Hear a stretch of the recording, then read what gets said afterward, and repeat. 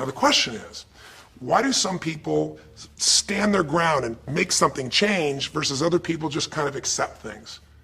Why do some people make bold decisions and other people make decisions that are based on trying to hang on to what they've got? Well, that's a more complex question to answer than we might have in a few minutes in this one session, but it is one that I've spent my life studying, because when you can change your decisions, you can change your life. When you can change the force that controls your decisions, you can change anything in your life. At some level, we have certain beliefs and values. But if I was going to make it simple, I'd say there's two things that determine your choices. The first thing is the state of mind and emotion you're in at that moment. Think about it. Have you ever snapped at somebody and had nothing to do with them? It was just the state you're in, right? You're frustrated, you're pissed off about something, and in that state of mind, whatever they said got interpreted through that state, and you made up a meaning like they were an irritant or they were interrupting you, and they weren't. You probably felt bad afterwards. When we get in the wrong state, we make the wrong decisions. When you get in a strong, empowering state, you'll make a better decision.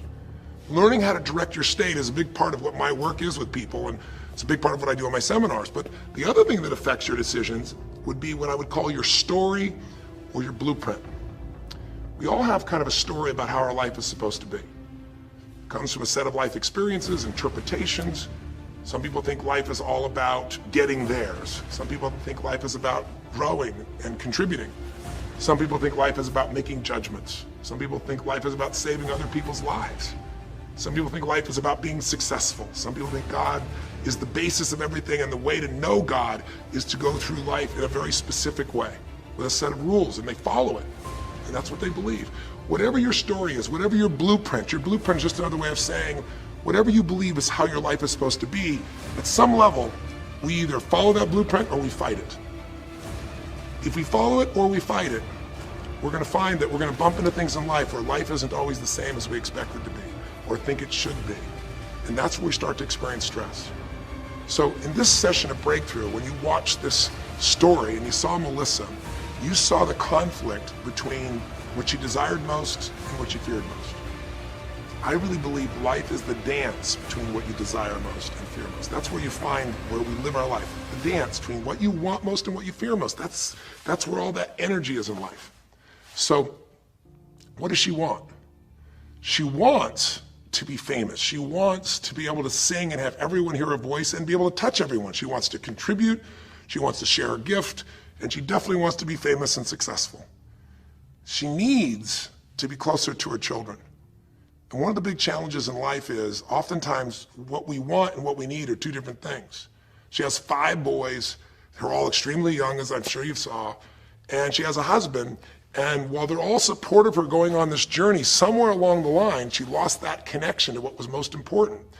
Now, is she a bad person to make bad decisions? No, good people make bad decisions when they get in lousy states, when our ego gets involved, or when we start believing our story. And here was the story she had. Being a mom's important, but the bigger gift God gave me is my singing voice. And once we get seduced into a particular story, and we start to believe it, it takes a hold of our life and it controls all of our choices. And then pretty soon, bad choice on top of bad choice on top of bad choice starts to affect our life. Can you relate? How many times you've made some choices that you wish like hell you would have made a different decision back then, or that no one ever knows the stupid decisions you made? I know I can relate to that. So what I want to talk to you about today for this brief little session is how to break through a crisis. Crises happen, whatever type of crises you go through in your life, and I know you've had many, when we make some choices unconsciously and we get consequences. And we make them unconsciously because we're trying to get what we want. We don't really know what we value most. We don't know what we need. And we find ourselves waking up one day and going, why is my life this way? It's kind of like life is always calling to us to constantly grow and improve. You know, if you're going to look at what's going to make life work, it's really simple. What makes people happy is progress.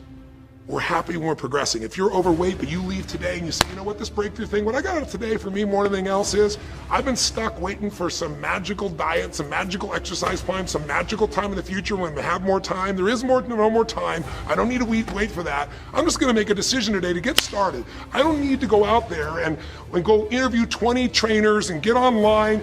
I don't need somebody to give me a perfect plan. I need just to pick up my shoes and start walking. I need to just get somebody behind me who just goes, run! I don't need to wait for perfection. perfection. I'm gonna do something right now. I choose to get fit, I choose to walk, I choose to run, I choose to go join a club. I'm doing it now. A breakthrough happens the moment you make a new choice. And you don't have to wait. You can just get yourself in a new state. Maybe this tape will get you doing, or you just have to have a new thought that says, you know what? I made choices in the past. I'm overweight because I chose to eat this and this. I'm not gonna eat it anymore. I'm changing now. You can change your whole life real fast with just a few choices. But if you don't make the right choices, eventually you're gonna face a crisis. Crisis is when you made so many poor choices that sooner or later life shows up, and instead of asking gently for you to change and improve, to grow, to make progress, to be happy, life, when it's a crisis, now demands change. It isn't asking anymore. We borrowed money as a society and we overspent and we talked about changing and we knew we had to change, and now a crisis happens and guess what? Nobody has a choice. The game has changed. And what crisis does is it melts us down. It melts us down so that we can recast our life. We can remold ourselves. And usually on the other side, our life is greater because as we go through that crisis, we have to grow. Everybody wants change, nobody wants to do it. Everybody, I should say, wants progress, but nobody wants to change. Everybody wants their life better, but nobody wants to do the push-ups, the running, have the economic or emotional discipline to make it happen. But if you're watching this right now and you're still with me, some part of you wants more. And I'm saying to you, choose it. And the way you're gonna choose it is really simple. If you're in that crisis, what keeps you in the crisis is probably because you're being reinforced. Most people, they overeat, or they smoke, or they drink, or they yell at people. They keep doing it because they're rewarded. Whatever gets rewarded gets reinforced. Whatever habit or behavior is reinforced becomes a habit, and then pretty soon, do it long enough, it becomes part of your personality, and pretty soon you think it's who you are, and you just keep living that way. I mean, it's easy to see this in other people, right? It's easy to see how messed up they are and how easy they could if they just make some new choices.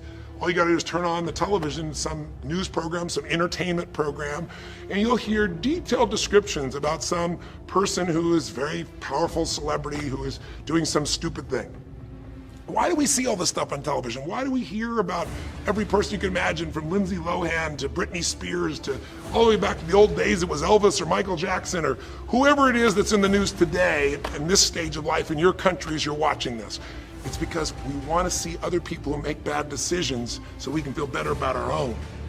But the reason those people don't change, Lindsay Lohan, she's got another DUI, she's putting herself at risk, she's putting other people where she could kill someone. She goes to jail, it's supposed to be 90 days.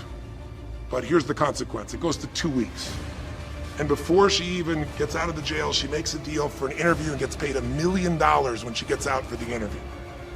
What do you think the chances of her changing when her bad behavior gets her $1 million, and I don't know if she even makes that for that much time of acting at this stage?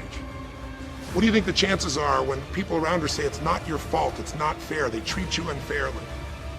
As long as we have the decision that we're not responsible, it's not our fault, we can't change anything. We have no power. So I don't know if by the time you watch this if Lindsay will have changed, but if she did, it'll be because the enablers are gone, she's taken responsibility, and she's found something she values more than attention and money for bad behavior. Now it's easy to look at that with her, but what about you and I? Where are you and I addicted to our problems?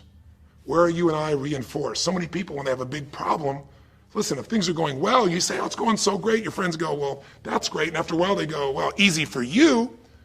But if you got a problem, people go, hey, I understand, and they connect with you. Where do we get addicted to our problems? If you want to make a new choice, if you want to make a new decision today, if you want to have a breakthrough in some area of your life, you got to give up the story that it's not your fault, and you got to give up the attention and the love and the connection and the commiserating that comes with it with other human beings. Here's how you change. 5 simple, quick steps, and then I'm going to give you a little tool that if you want to, you can go online and really make a change with. If you're going to change your life, step 1, I don't care if something has happened to you. You know, somebody has spilled oil all over where you fish. It's horrific. It's disgusting how they've dealt with it, but it's happened and you got to deal with it. Something's happened. Someone in your family's been injured. You've lost your job. I don't care what the problem is. If you're in a crisis, step number 1, see it as it is, but don't see it worse than it is. Now, what do I mean by that? I don't mean be Mr. or Miss Positive Thinking. By now, if you spend any time with me, you know I'm not about that. I'm not here to tell you, go to that garden and chant, there's no weeds, there's no weeds, there's no weeds. Doing affirmations is not gonna change your life. You gotta go see where the weeds are and pull them out. My point is simple. You gotta see what the problem is, but you can't make it so horrific that you just give up. Today, this is the first generation in almost 100 years of Americans who now believe, the majority of Americans now believe, that the quality of life for themselves and their kids in the future is going to be worse than the past. They have, in other words, nothing to look forward to. 63% of the US as of today. Wow. When you start thinking there is no future, you go into what we call learned helplessness, a place where you just kind of give up. And if you get to that place of giving up, then you have no power over your life. That's when people get depressed. That's when people do crazy, stupid things. That's when people want to turn to drugs or alcohol or sometimes suicide or just total frustration and anger, and their life starts to do the opposite of a breakthrough. It becomes completely stuck and in pain or in ongoing suffering. If you and I are going to break out of that, we got to see it as it is. We're not here to be positive thinking people. You got to see what's really going on. But if you're overweight, you can't say to yourself, well, I'm big boned. That's not why you're overweight. You're overweight because you don't work out, you eat certain things, you eat Cheetos all day long, watching TV. I don't know what it is you do, but I know it's not just because you're big boned. You don't want to make it so it's outside your control or you can't change it. So see it as it is, but don't see it worse than it is so that you have no reason to try. Does that make sense?